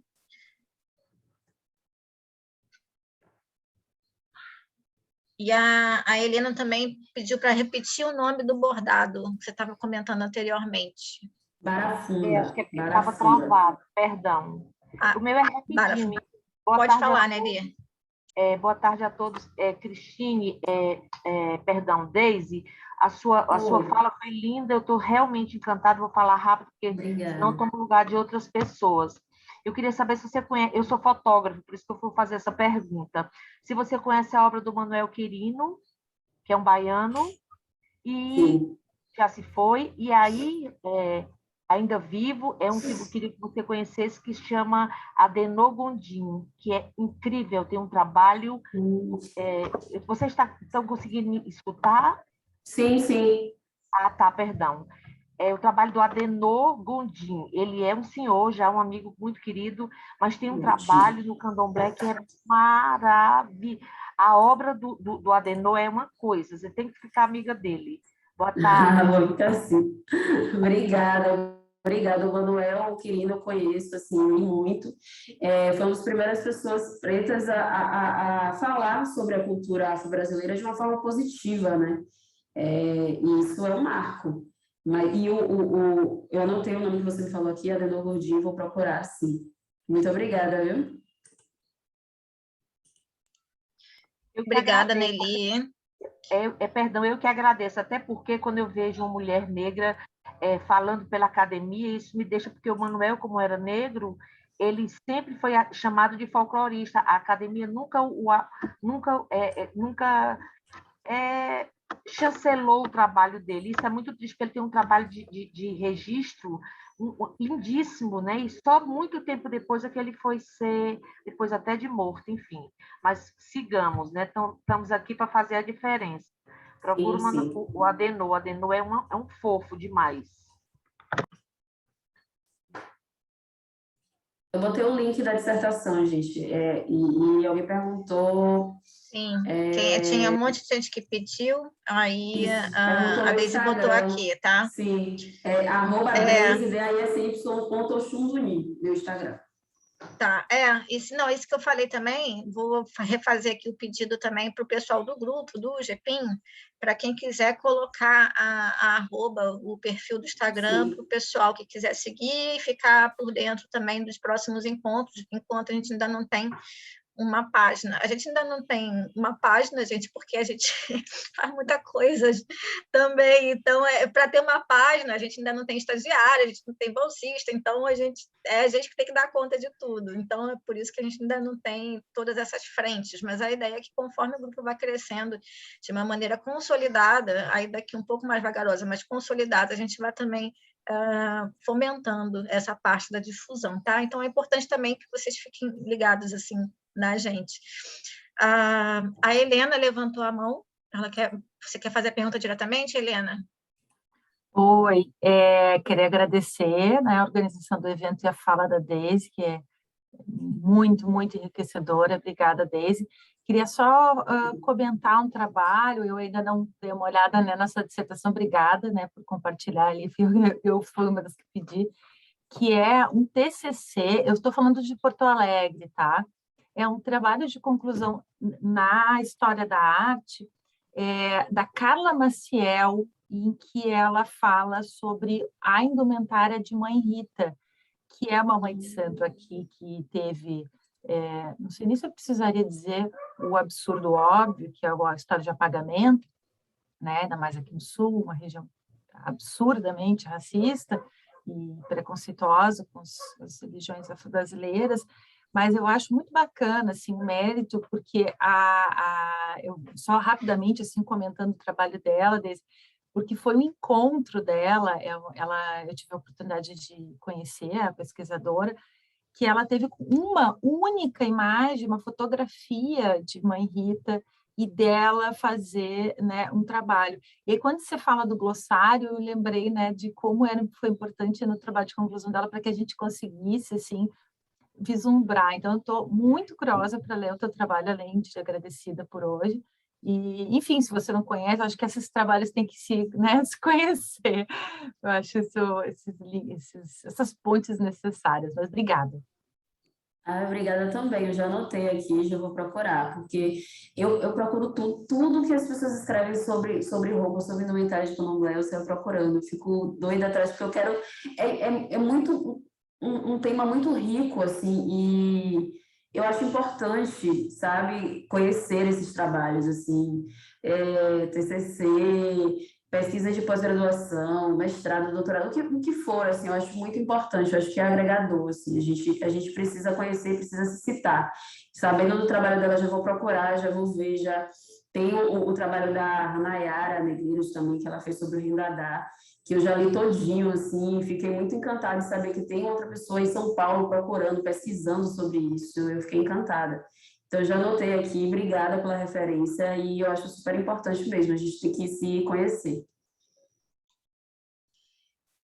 Deise, ainda tem mais uma pergunta aqui no chat, mas Sim. antes da gente terminar, antes do pessoal se cansar também e ir embora, eu queria só, como agora nem todo mundo tinha chegado, né, do GPIM, eu queria apresentar a gente de novo, só para vocês darem um oi, mostrarem a carinha, quem puder, porque eu acho que é importante, e para vocês verem todo mundo aqui que suou, né, agradecendo a todos, mas eu queria fazer um agradecimento especial ao Thomas, porque ele foi nosso pau para toda a obra aqui, né?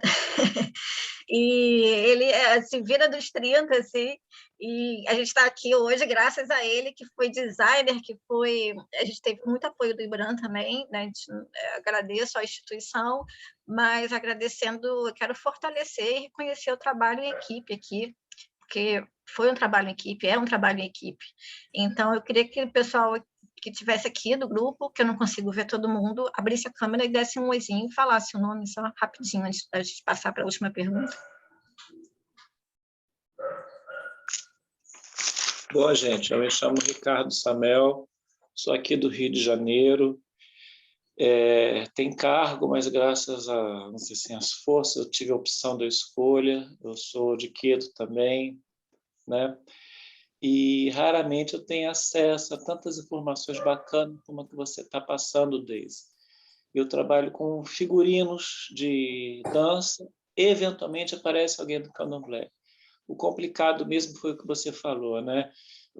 Você ter algum conhecimento, querer passar informação para a pessoa e a pessoa vir com uma série de ideias, né? Que é complicado. Mas, enfim, agradeço muito a oportunidade de estar aqui, de conhecer tanta gente. Já anotei alguns contatos aqui e vou seguir vocês. Um grande beijo, sorte, sucesso e axé, Deise.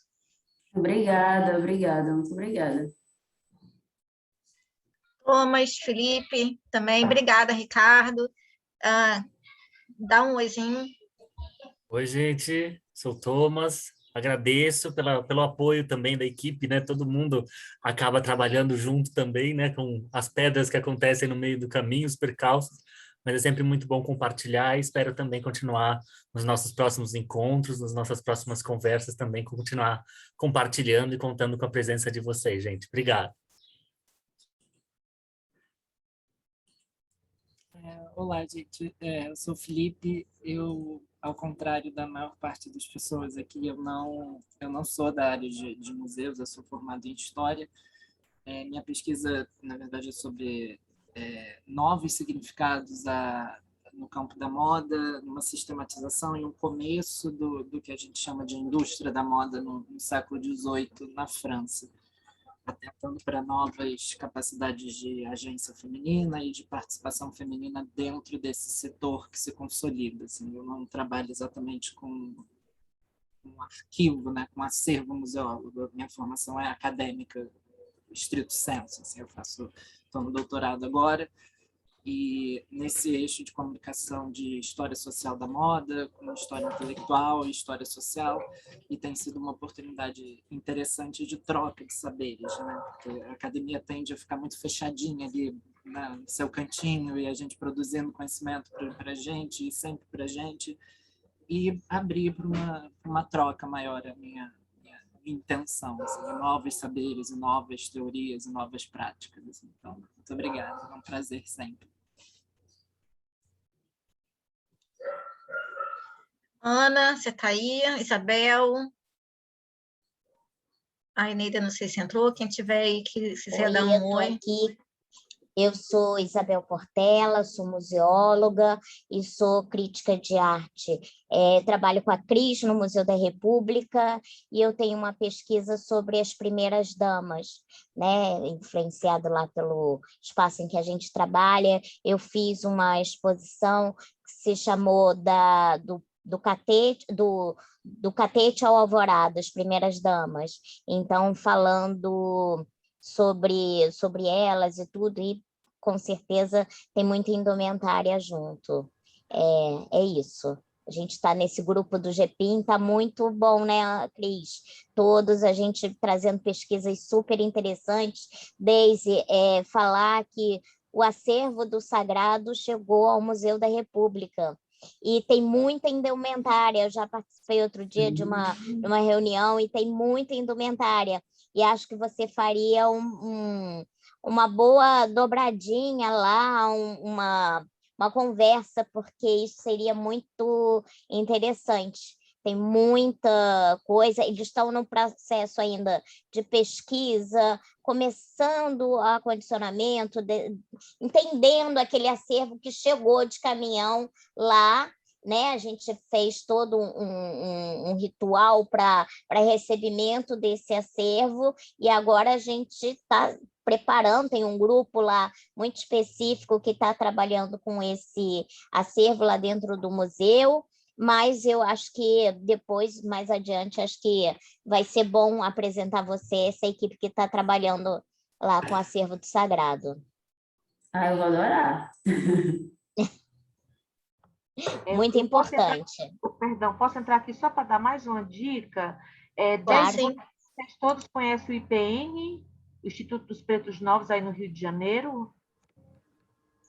Não, eu conheci na Praça Mauá, não é? Eu nunca fui, mas eu sei que ele existe. É incrível também. E agora... Eu já fui uma vez lá. Eles fizeram durante essa pandemia, quer dizer, nada é só ruim, né? Quer dizer, morreu um monte de gente, mas eles fizeram... A gente, por exemplo, eu só estou aqui com vocês porque a gente não está saindo de casa, quer dizer, enfim. Mas dei uma olhada também lá no IPN, que é muito... Eles têm palestras muito interessantes. O que eu estou sabendo também é que vai abrir em novembro o MUCAB, que é o museu da Prefeitura do Rio de Janeiro, que é bacana, a história dos pretos novos, que está indo também para esse museu, MUCAB. Bacana. A Aimee perguntou se é o acervo que está no Museu da Polícia, que estava no Museu da Polícia, esse acervo sim. É o do Sagrado, é o que estava na polícia, isso, exato. A Ana está aí, a Eneida também, não tinha visto. Eu estou aqui. A Eneida, dá uma palavrinha. A Eneida, ela é do IBRAM e ela também é nossa youtuber. A gente é super hipster e a gente também tem youtuber no nosso grupo de pesquisa. É o seguinte, então, eu estou nesse grupo de pesquisa, eu sou historiadora, né, lá do IBRAM, moro aqui em Brasília. Eu tenho um canal que se chama Poética dos Museus, e eu falo muito sobre moda nesse canal, sobretudo história da moda, né? E eu gosto muito do século XIX, e falo muito sobre a moda no século XIX. E ao participar de um outro grupo de pesquisa que se chama Traje Brasilis, que é uma coisa que eu acho que tem que vir aqui também para esse grupo, para a gente falar, para todo mundo conhecer, que é um grupo de pesquisa assim, sobre como se faziam as roupas, né? As roupas no Brasil. E nós escolhemos o século XVIII para começar. Então, ao ouvir a Deise falando, e quando ela traz as roupas, né, das escravas de ganho, eu fico... são as imagens que a gente usa para fazer a reprodução das roupas, né? Eu, assim como a Deise, não costuro. Deise já está no patamar à frente, que ela já tem a máquina de costura em casa e já faz uma coisinha ou outra. Eu não cheguei nem nesse degrau ainda. Mas eu, apesar disso, faço parte do grupo do Traje Brasília, e as outras pessoas do grupo costuram. Então, a gente faz a reprodução. Quando eu falo a gente, não sou eu, mas as outras meninas fazem e eu participo do processo. Com pesquisa, comprando tecido, né? Fazendo análise de qual tecido se usa, só não pode nada sintético, tem que ser, né? Só pode ser linho, algodão, aquelas coisas, que a gente seda, aquelas coisas. Então, no meu canal do YouTube eu falo bastante sobre moda e estou querendo, inclusive, levar a Deise lá. Bora, Deise? Bora fazer uma live? Eu acho que vai ser bem legal. E aí, Deise, uma das coisas que quando eu vi que você fez aquela parte do glossário sobre as roupas, que você falou, eu fiz para me ajudar e para ajudar quem estivesse lendo. Na verdade, Deise, eu sou uma pessoa super fã do começar no primeiro degrau. Sabe quando a gente vai no Rés do Chão? Eu adoro isso, adoro quando as pessoas fazem glossário, quando elas vão assim, olha, gente, sabe, no princípio era a luz, assim. Então a gente vai degrau por degrau. Eu, inclusive, se a gente planejando uma live no canal, eu gostaria demais de saber princípios básicos, assim, porque a nossa ignorância, sobretudo a minha, não sei de vocês, mas a minha ignorância em relação a candomblé e cultura afro é muito grande, né? Então, por exemplo, quando você fala de candomblé, eu fico, qual é a diferença do candomblé para Umbanda? Aí, quando você falava, eu já fui no Google dar uma olhada, entendeu? E aí, você falando, existe uma diferenciação entre as roupas da mãe menininha e da roupa do orixá. Eu disse, olha aí, eu não sabia. Então, por exemplo, dizer quais são os orixás que existem, quais roupas que cada um usa, entendeu? E o que significa cada um. Eu adoro ir assim, passo a passo, entendendo as coisas, entendeu? E eu acho que isso no canal do YouTube ia bombar, porque as pessoas desconhecem, mas elas querem conhecer.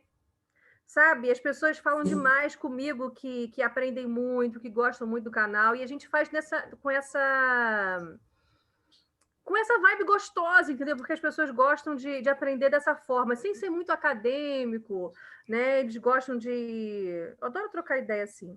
Eu estou vendo Mas, aqui Eneida, eu já estou vendo o que você falou com o que a Deise, né, da pesquisa dela, já vejo uma exposição.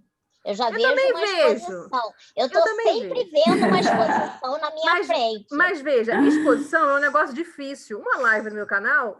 Não, é mais fácil, com certeza, concordo com você. É uma coisa que em um mês a gente resolve, entendeu? É porque eu penso no público e penso sempre que a gente vai poder sair uma hora para estar vendo e falando com todo mundo. Então, a exposição já está expandindo isso, né? Mas a gente começa com a live no canal e depois a gente pensa numa exposição. Isso, a gente vai passo a passo. Exato. E a gente não precisa ter vergonha dos passos pequenos, né? Um passo à frente, já não estamos mais onde estávamos anteriormente, não é isso? Já houve uma mudança. Então é isso. Então, meu canal do YouTube fala bastante sobre moda, sobretudo moda do século XIX, mas ao ter me juntado com o Traje Brasilis, acabei indo para o século XVIII também, e aí eu vi muita conexão com o trabalho da Deise, porque vi aí que grande parte das roupas eram roupas do Brasil colônia, né, que foram entrando nos terreiros e acabaram ficando. A gente pode dizer que as roupas civis nossa do Brasil, elas mudaram, a gente não usa mais roupa do século XVIII, mas as de dentro do terreiro fixou-se, alguma coisa do século XVIII, uma coisa do século XIX. Né? Isso eu acho muito interessante. Ali o tempo parou em matéria de roupa, entendeu? E agora o trabalho da Deise é legal porque ela mostra que esse tempo parado ali dentro, na verdade, o tempo parado parece até uma coisa meio preconceituosa, mas não. Aquilo é muito vivo e agora está saindo ali de dentro de novo para as ruas, de uma outra forma, né? E ela mostra aí todo um trabalho agora de moda, realmente, de gente que está fazendo roupa para a rua. Sim. Né? Então, eu acho isso tudo muito legal. Eu já quero essa live, viu? Bora, vamos planejar isso daí. Mas aí eu tô pensando nisso, Deise, estou pensando nesse negócio assim. Sim, For Dummies, sabe o For Dummies? Do tipo, alô, você que não conhece nada. Neida a mais animada. Isso, você que não conhece nada, vamos aqui passo a passo comigo. Sim, entendeu? Viu? Aquela história do pano da coxa para segurar o corpo, eu não sabia aquilo e achei incrível. Também e achei ela legal. Falou tanta leveza, mulher, vem fazer isso para nós. Fazer essa live logo. O que eu achei legal também é que é isso, né? É isso que eu falei um pouco dessa cristalização do tempo que tem dentro do terreiro. Que ao ela dizer o pano da costa amarrado assim ou amarrado assado, você de bater o olho, você sabe quem é quem? Essa mulher é casada, essa mulher não é casada, essa mulher tem mais idade, essa mulher tem menos idade, né? Isso é uma coisa que as roupas do século XIX e as roupas do século XVIII, elas faziam essa distinção entre as pessoas, né? Coisa que hoje em dia é impossível. Você, quando olha na rua e olha para alguém pela roupa, você já não consegue mais dizer quem é quem, né? Então, isso eu acho muito interessante, que a gente, ao pesquisar moda histórica, a gente vê isso, né? Fulano está com uma roupa clara, ela ainda não é casada. Fulano está com uma roupa escura, um azul escuro, um vermelho, ela é casada. O cabelo está solto, ela não é casada. O cabelo está preso, ela é casada. E aí a gente vê que dentro do candomblé isso também existe. Então, isso eu acho muito legal. Você falou esse negócio do pano na cabeça, eu lembrei na indumentária das etnias ciganas também, tem essa distinção. Então, é interessante, porque tem a questão do lenço. Acho que o lenço das mulheres casadas usam lenço e as que não usam são porque são solteiras. Tem isso como eu acho distinção. Isso muito legal.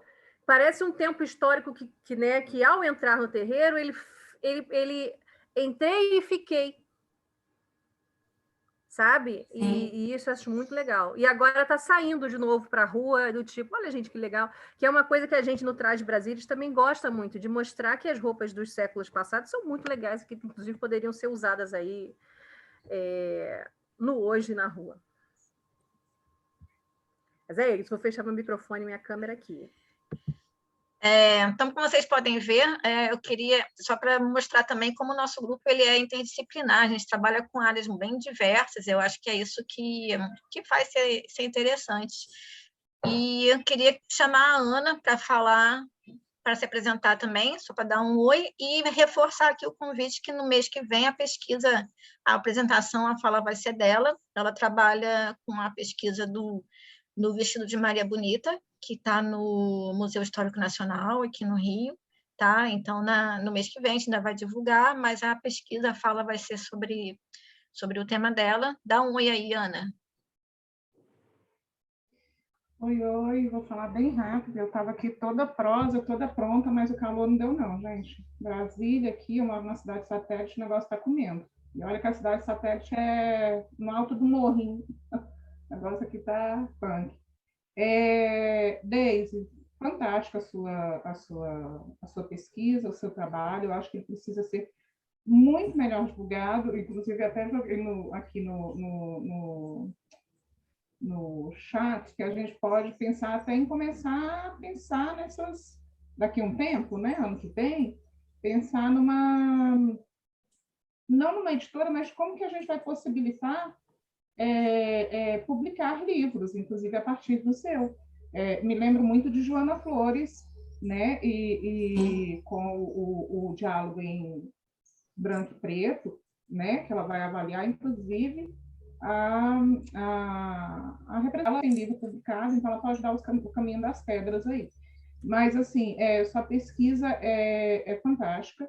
Eu acho que a gente precisa trazer, para variar o nosso retrato aqui, até do próprio grupo, né, de pessoas brancas, e a gente precisa trazer as mulheres pretas para também os nossos espaços, para a gente quebrar essas bolhas. Eu acho que isso é uma atitude também antirracista, apesar de, né, enquanto branca, saber que sou racista, mas a gente precisa se desconstruir o tempo inteiro. E eu lembro que eu era muito preconceituosa com o candomblé, como a maioria dos brasileiros, porque cresci numa família extremamente católica, do interior do Ceará, e morria de medo de macumba.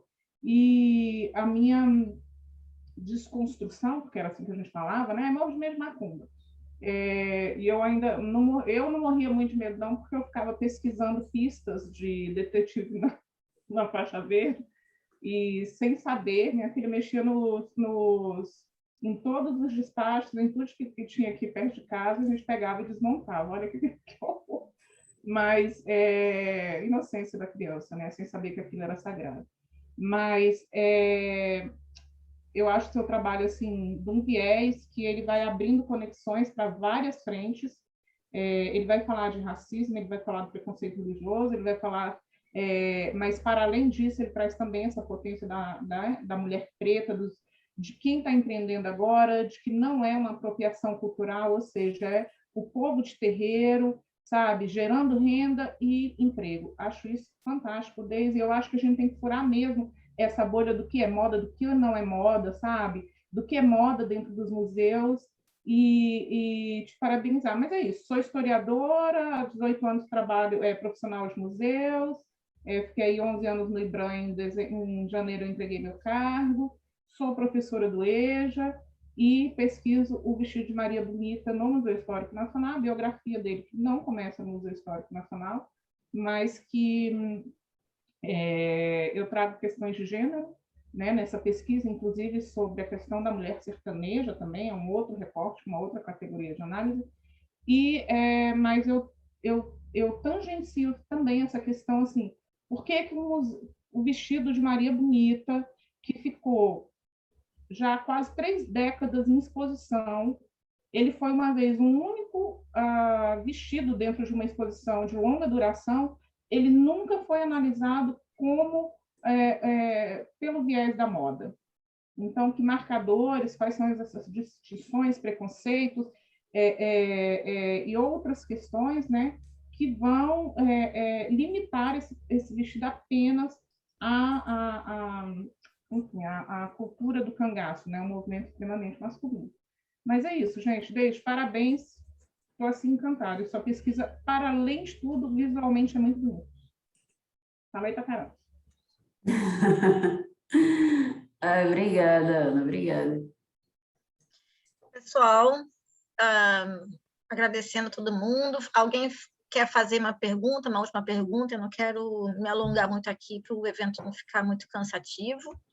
Agradecendo de novo a Deise, pela excelência da pesquisa, pela dificuldade que é de trabalhar como profissional de museu e ser pesquisadora. Então, eu gosto sempre de lembrar isso, assim, que eu sei, né, a gente de dentro de museu sabe os perrengues, sabe que não é fácil a gente fazer pesquisa. Se alguém quiser comentar alguma coisa para a gente finalizar, antes da gente fechar a reunião. Eu queria, Cristine. Eu, Laura. Quem é? Oi, Laura, tudo bem? Eu queria parabenizar a Deise, estou encantada aqui. Eu sou Laura, eu sou graduanda de museologia e faço parte de um projeto de extensão chamado Conversa de Acervo, e a gente fala de assuntos como indumentária, mobiliário, heráldica, numismática, e eu estou esperando esse livro, por favor, pense logo nisso. Eu botei até aqui as dicas, eu sou escritora e eu sou bolsista pesquisadora da FGV também, e eu tenho lançado os livros assim, através de crowdfunding, faz a pré-venda, com certeza vai ser sucesso. Sim, vamos ver isso sim.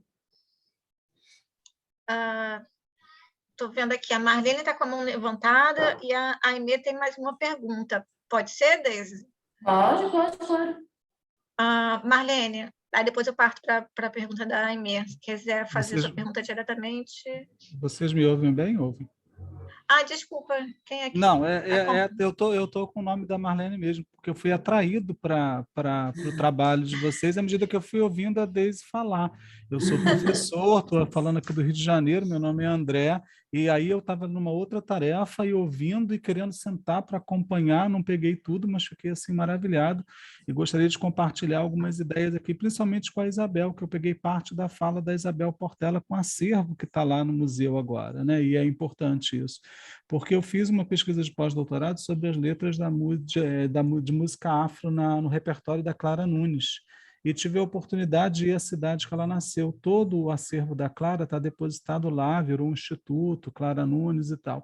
E o que me chamou a atenção, Isabel, nesse acervo, é o fato deles guardarem os vestidos, são mais de 200, né? Eles ficam deitados em gavetões, né? Porque conserva mais o tecido, não estica, não esgarça, etc. E era uma informação que eu não tinha, eu sou completamente leigo em moda, em forma de acervo e tal. Então, até coloquei aqui para você, Isabel, que de repente seria interessante que vocês do museu entrarem em contato com o pessoal lá da Universidade Federal de São João del Rei, porque eles desenvolveram toda uma técnica, eles não conheciam, né, para poder preservar esse material. E a Clara foi uma defensora, né, das religiões de matriz africana, inclusive a roupa que ela usava, em muitos momentos, emblematiza isso, né? Mas eu só queria fazer esse adendo e dizer a Deise que eu estou também esperando esse livro. Encantado aí com a sua apresentação. Parabéns, pessoal do evento. Qual é o seu nome? André Isabel. André, obrigada. Eu vou falar com eles, eu não estou trabalhando diretamente, eu e Cris somos da mesma instituição. A Cris também é do setor educativo, eu da arte contemporânea. Nós não estamos diretamente, mas eu vou passar essa referência e a Deise, quando vier ao Rio, a gente tem que marcar uma visitinha lá. Quando abrir, a gente marca. Tá Perfeito. bom? Beleza. Agora, a Aimee perguntou aqui no chat, Deise, como têm sido os usos e debates atualmente nas casas baianas quanto a questões de gênero, a presença das pessoas trans e dos trajes? Então, isso é uma questão que perguntem a Aimee. Tratada muito caso a caso, assim. Recentemente, uma mulher trans, ela foi... ela era uma pessoa que tinha, né, já uma família que era de candomblé, e aí ela agora ganhou o cargo de alorixá, Tiffany Odara, mãe Tiffany Odara de Oxum, e assim, a questão das indumentárias é muito discutida cada caso a caso, assim, sabe? Acontece muito, o que está acontecendo, o que eu vejo acontecendo muito aqui, é de pessoas que já eram de candomblé, que passam pelo processo, né, de transição, e aí essas questões são discutidas e são levadas para dentro da comunidade. E o que eu observo é que as comunidades, como é caso a caso, são pessoas que estão ali, que são criadas ali, isso acontece de uma forma muito tranquila, porque a questão da indumentária, nesse sentido, ela é mínima, assim, não vou dizer que é mínima frente às outras questões relacionadas ao sagrado, ao ritual, mas a questão da roupa ela é menos complexa, vamos dizer assim. Acontece, às vezes, um caso de afastamento das pessoas dos terreiros. Algumas pessoas estão procurando terreiros que as pessoas, os líderes religiosos, sejam pessoas trans, mas é muito caso a caso e cada casa tem a sua forma, assim, cada casa tem a sua forma de agir, de se estruturar. Então, isso vai muito de caso a caso, assim. O caso que a referência que eu tenho é de mãe Tiffany, né, que é uma mulher trans e dentro do status de mulher trans, ela é um Iá-Orixá, né? Então, ela se veste e ela age de acordo a tal qual cabe ao Iá-Orixá. Ai, de nada. Deise, acho que para terminar também, o Roberto sinalizou aqui no chat que queria fazer uma pergunta, se ele quiser falar diretamente, que eu não consigo ver todo mundo. Roberto, se quiser, pode falar com a Deise.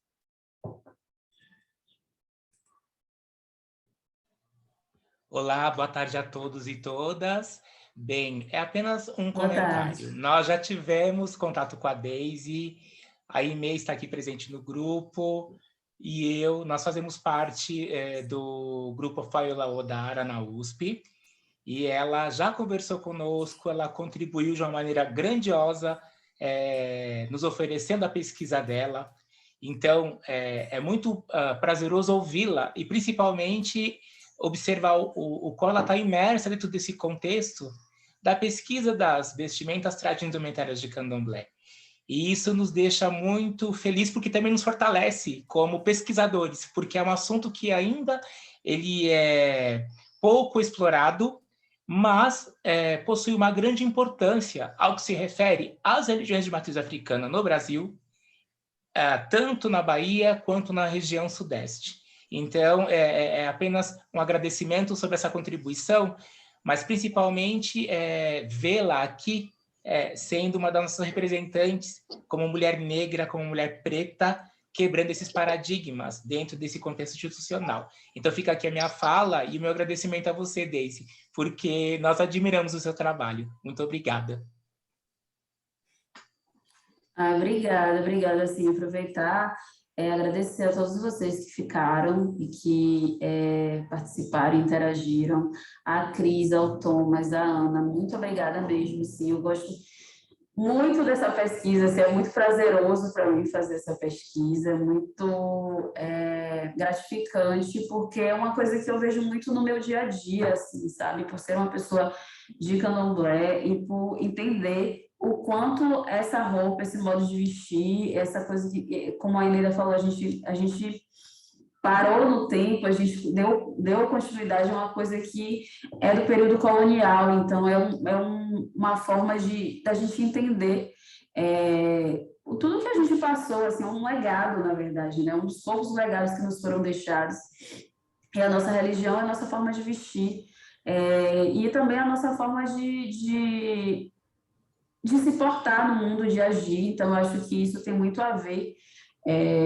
com a forma como eu preciso me portar no mundo, como eu preciso interagir. Então, para mim, é um resgate necessário, sabe?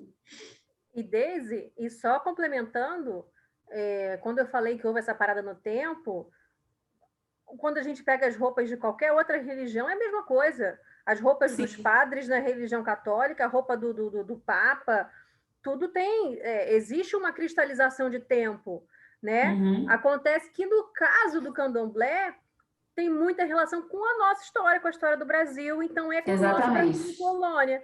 Enquanto que de outras religiões tem relação com outras histórias, né? E com outros períodos históricos, né? Mas assim, mas não foi nada de preconceito assim, quando a gente fala de cristalização. Não, toda religião ela cristaliza alguma coisa e vai, né?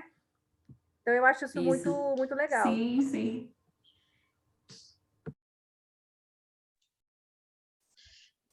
Então é isso, gente. Alguém quer falar mais alguma coisa? Sei que a conversa está boa. Não dá vontade de sair. Agora, é isso, a importância da gente ir formando redes, que a gente tem conversado aqui no chat também, da gente ir se falando e ampliando nossos contatos, né? E também se juntando, ainda mais nesses tempos em que eu acho que a grande formação de redes é a resposta, tá? Então, é isso, obrigada mais uma vez. Se a Deise quer falar mais alguma coisa, posso encerrar aqui a reunião. Thomas, quer falar alguma coisa? Obrigada ao pessoal que está agradecendo aqui também no chat, deu dar tchau. Obrigada, pessoal. Eu queria falar só mais uma coisinha, assim, pode falar, fazer uma propagandinha. Minha casa de Axé Meu Terreiro, fez um vídeo que foi pela Lei Aldir Blanc, chama Exu Sagrado no Caos, está no YouTube. Então, assim, para quem se interessou por questões relacionadas à religião de matriz africana, o vídeo tem uns 18 minutos, é um mini documentário, e fala sobre as questões relacionadas à filosofia de Exu, que esse orixá tão controverso. Nossa casa é uma casa de Exu, patrono da casa Exu. Então, quem quiser assistir, está no YouTube da Casa do Mensageiro, chama Exu Sagrado no Caos. E tem também o Instagram da Casa do Mensageiro. Podem procurar lá que vocês vão achar o vídeo, vão achar fotos e um monte de coisa.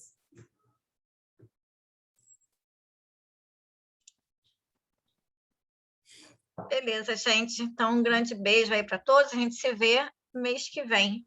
Beijo, tá bom? gente. Beijo, tchau. Obrigada, gente. Obrigada a vocês. Tchau. Obrigada a você, Deise. Tchau, tchau, gente. Obrigada a todos. Tchau.